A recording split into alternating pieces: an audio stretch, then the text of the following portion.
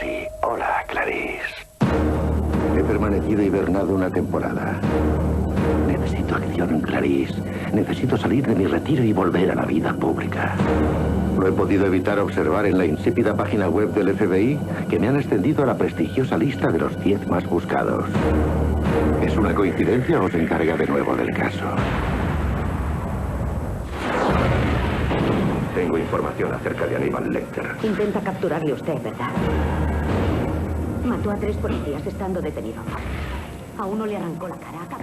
Es solo fruto de la imaginación un asesino elegante, frío, inteligente, culto y refinado, que tiene por costumbre devorar a sus enemigos. ¿Es una vez más el cine creador de un fenotipo o simple espejo en el camino? Con cierta frecuencia los asesinos caníbales nos sorprenden desde las noticias de los periódicos. Suelen ser psicóticos indigentes que comen carne humana, entre otras cosas, por pura necesidad, por hambruna incorregible. Así, Francisco García Escalero, el matamendigos de Madrid, que mordía el corazón de sus víctimas, pero más de tarde en tarde surge la figura del criminal refinado, educado, de clase alta, como el japonés Issei Sagawa, que en 1981 mató y se comió a su novia, una guapa chica holandesa en París. Las muestras reales nos hacen pensar que el Aníbal Lecter de las películas está basado en personajes de carne y hueso. La vuelta de Aníbal Lecter a la gran pantalla podría interpretarse como un aviso inquietante de lo que está y ha estado ocurriendo en medio mundo. El canibalismo, tan viejo como la especie humana, está aumentando en las zonas machacadas por las guerras. Pero también gente aparentemente normal ha cometido algún crimen que no se atiene a un móvil tópico y mundano, sino que, como cualquiera de los sofisticados crímenes imaginados por el cine, parece responder a un vicio más profundo, dispuesto a buscar el placer en los rincones más exóticos de su mente, aunque ese placer sea el de saborear la carne humana y la forma de llegar hasta él sea el asesinato. ¿Cuántas veces hemos escuchado? Estoy pensando seriamente en comerme a su esposa. ¿Y a cuántos nos ha obsesionado la idea de convertirlo en realidad? Issei Sagawa, el carnicero de Milwaukee, García Escalero o el carnicero de Rostov sí se lo tomaron en serio. Posiblemente Jeffrey Dahmer, más conocido como el carnicero de Milwaukee, fue uno de los asesinos más espantosos que ha conocido la historia criminal. Buscaba algo parecido al maná cuando violó, asesinó, bebió la sangre y se comió, entre otras partes del cuerpo, los cerebros de 17 jóvenes.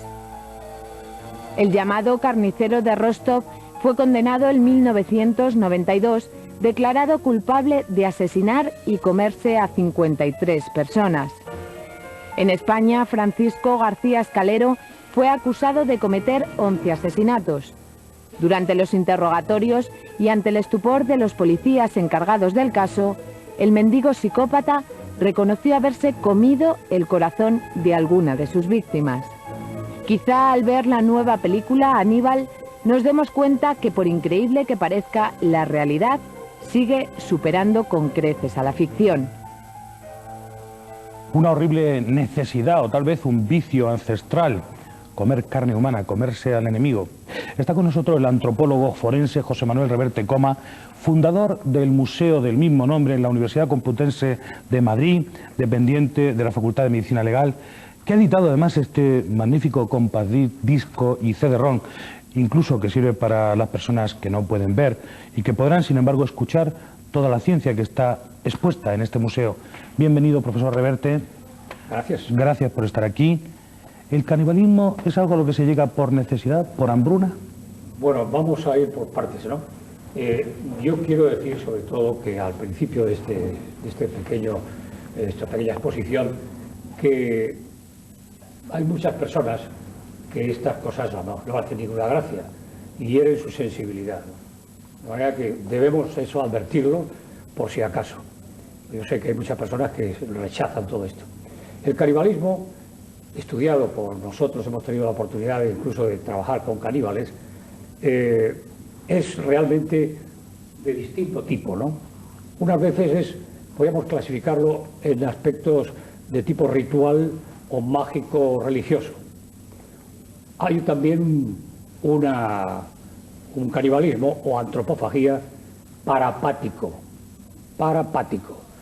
Las parapatías, como sabes, son una serie de vicios de conducta que hacen que el individuo pues solamente aparezcan pues como oligofrénicos o retrasados mentales o individuos así de esa clase, ¿no? Y luego tenemos un canibalismo faute mieux, que dicen los franceses, que quiere decir algo mejor, es decir, por necesidad, de lo que tú decías.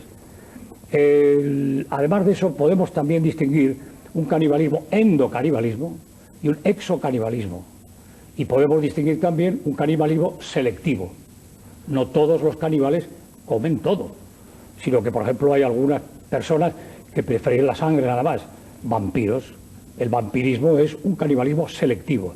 Así como, por ejemplo, en algunas regiones, sobre todo de África, algunas de las tribus africanas del Oriente, de la región oriental, pues los jefes se tomaban la bilis de la vesícula biliar de sus enemigos.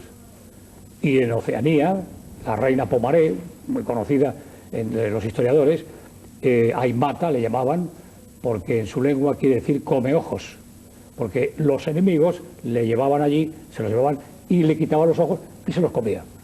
Fíjese, profesor, que ha dicho usted una cosa muy interesante al principio de su intervención, que hay gente que rechaza esto, pero fíjese que Hollywood ha hecho ya por segunda vez esta película sobre Aníbal Lecter, el supuesto caníbal inteligente, el hombre educado y culto que se come a los demás, con voluntad de atraer a las masas, y lo ha conseguido. Llena los cines. ¿Cómo se explica esta contradicción aparente? No veo contradicción porque no hay el problema es que el cine está explotando la vena esa que podemos tener los seres humanos, desde luego morbosa, ¿no?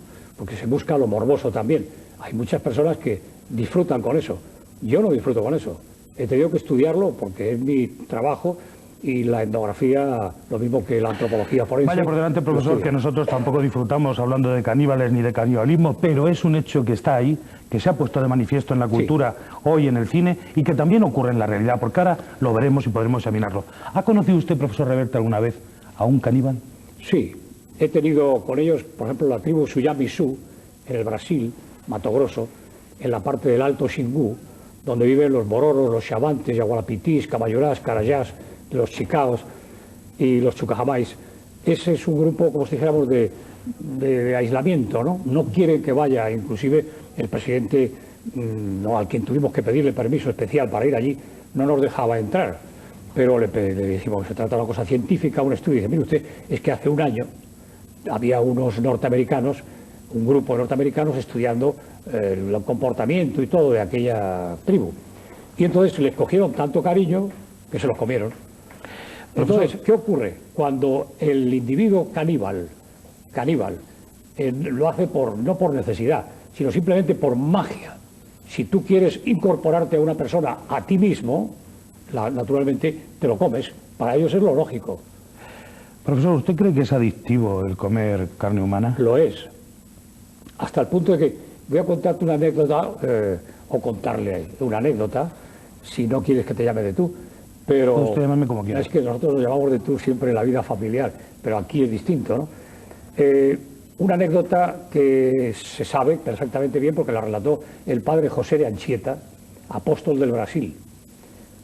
José de Anchieta era canario, de origen vasco, y fue realmente jesuita, y se hizo jesuita, a pesar de tener una dificultad, sobre todo con los hombros y la columna, porque era como si fuera un mal de pot, tenía la columna retorcida.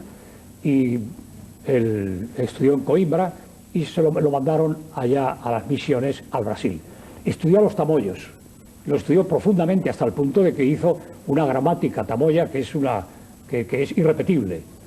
Y la gramática esa le sirvió también para ir poco a poco adentrándose en la tribu y quitándoles el vicio de comer carne humana.